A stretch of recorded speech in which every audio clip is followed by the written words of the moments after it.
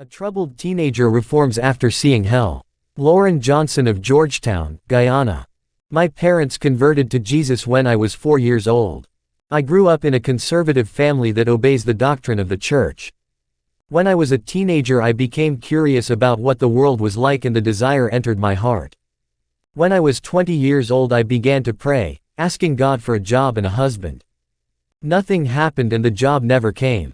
I searched and nothing happened, the husband did not come either. I waited for these blessings for 2 years. I turned away from the path of Jesus. At that time, my father had built my house on his side. I began to drink, consume drugs, and indulge in fornication, though I knew they were sinful. I was angry with God and thought I was provoking Him. I wanted to reach God and to get His attention, but in fact, my sins were damaging myself. God used a vessel on the street where I was. He approached me and said, "You did not pass the test and failed in this test. You did not listen and you continued in sin." I met a man at a singer's house, then met another guy in that house, and when the show ended, one of the boys offered to take me home. The other guy was jealous of me, and with 5 more men, he approached the boy who accompanied me, and those men beat up the boy who was with me. I tried to separate them and I was also beaten. We went to the hospital hurt, my body was sore and aching. When my parents visited me, they lectured me for diverting from the paths of Jesus.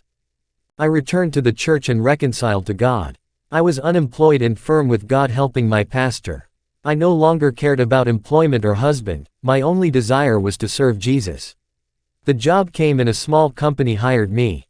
I was happy with my salary, my heart was no longer in Jesus but in material things. I gradually began to move away from the church and my heart became corrupted. I returned to drink, to fornication, and to spend all my money on what is not bread. The first time I turned away for not being able to get a job, and blamed God. Now the doors were opened and even then I turned away instead of thanking Jesus for the blessing. My heart was steadfast in the things of the earth, my salary was high and I wanted to squander all that money. God used a vessel that came to me and said, "Jesus opened the door for you and supplied your need, and the payment for the blessing is to backslide from the path of God. You do not serve to receive the blessings of God. Your heart bows very easy for what you receive, and if God does not open the doors of jobs, you backslide because you think your prayers are not heard. Your heart is materialistic, do not be ungrateful to your God." I was a difficult person to understand. Shortly after I had backslid, I suffered an accident being hit by a car. In the bed of that hospital, I began to see the demons that came to disturb me. Every night they scratched me. I could not do anything with the weak body. I was lying down without moving. Because of the car crash, I got fractures in the bones. I started to remember Jesus and I knew I was a hypocritical Christian. In the spiritual world, there is no play, there is no middle ground, either you are a Christian or you are not. A person living a double life does not belong to God. Every night I was plagued by the demons inside the hospital. My situation got worse every day, my clinical condition only worsened. I had been unconscious for days. When my parents came to see me for the first few days, I talked to them, but on other days I could not talk. I was a vase that was being broken. I grew up in the church since I was a child and I became a teenager listening to the Word until adulthood, knowledgeable of the Word of God, and for that reason the punishment was great. My mother said that I reached a state that I did not wake up. My father was interceding for my soul so that I did not lose my salvation. On those days that I did not wake up, Jesus appeared to me and my spirit talked to Him. I was next to my body and I saw that the hospital was full of demons of the disease. My body was in a vegetative state. Jesus looked at me with a serious face. He said, "I must give you a chance, look around." I looked and saw the demons surrounding me with a thirst to take my soul. Jesus did not call me a servant and said that I belonged to the demons who looked at me. Jesus said that I was not innocent, but someone who preferred to turn my back on Him. Jesus said, "Thanks to the prayers of your parents, who have served me for years, this will be the last chance of your life. If you backslide once more, you will have no chance of salvation, and I will give your soul to the demons.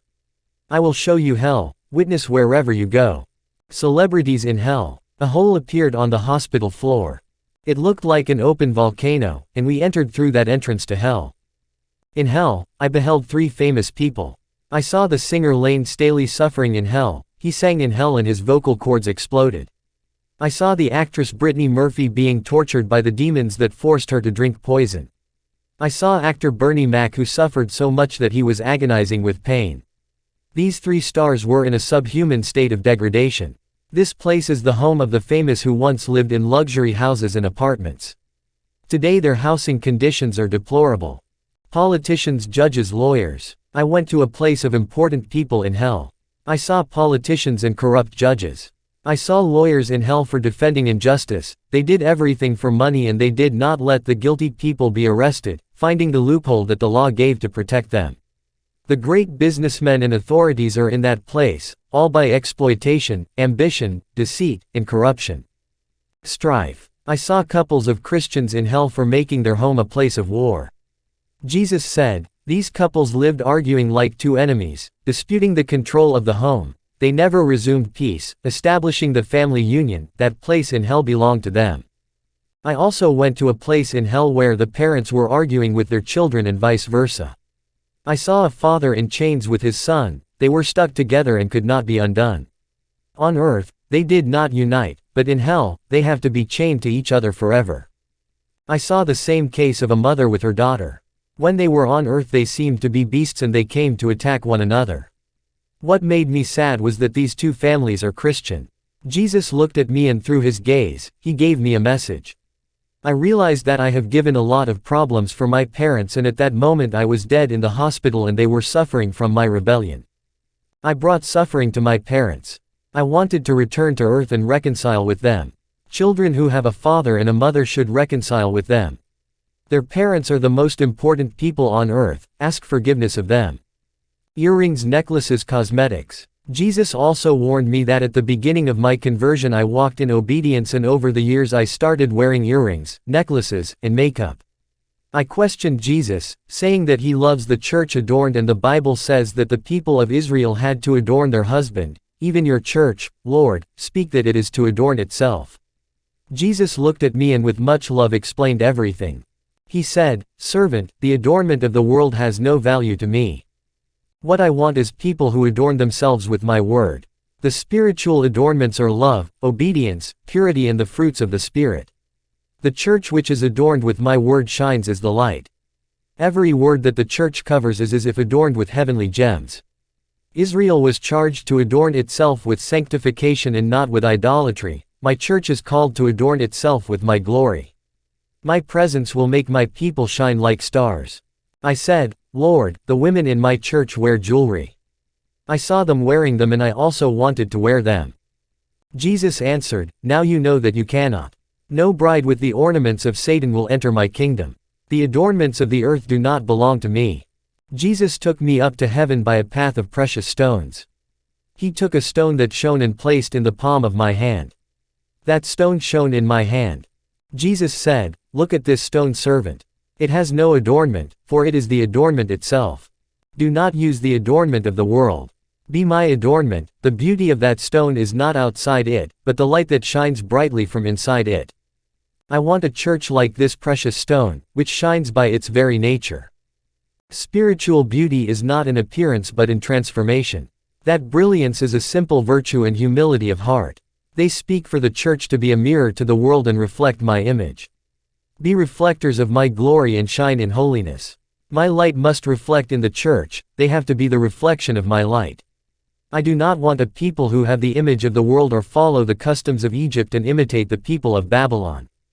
When Jesus told me these words, he began to shine and was filled with glory. He is perfect, complete, and absolute. Marriages. With his powerful hands, he made a large screen appear. I saw the earth through that screen.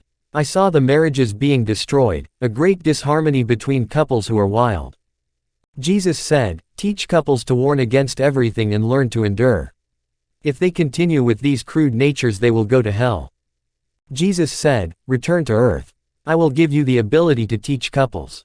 When he said this my spirit returned to the body. My recovery at the hospital was very fast. My body was restored by the power of Jesus. My health improved and the doctors did not know that I was healed. The broken bones were restored whole in my body. I preached the gospel of Jesus in the hospital. Some doctors and nurses were converted. They are proof of the miracle that happened to me. It was not for me to be speaking of my testimony, but by His mercy, Jesus gave me the last chance. I was a person who did not have spiritual stability. I could not stand when the evidence came on me, and I could not stay in a prosperous time. My heart was stuck in material things. Today I can say that Jesus has fixed my life. I am working with people who are having a marriage in disharmony.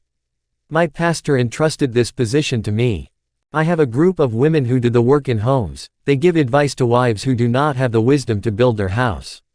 This project is called the Ministry of Brave Women. It is a humble work that was built to help married Christian women and those women who do not know how to act with problems of conjugal coexistence. My husband leads a group of men who advise Christians who live in disharmony with their wives. The project calls itself Valiant Men. I was very happy with the foundation of these projects.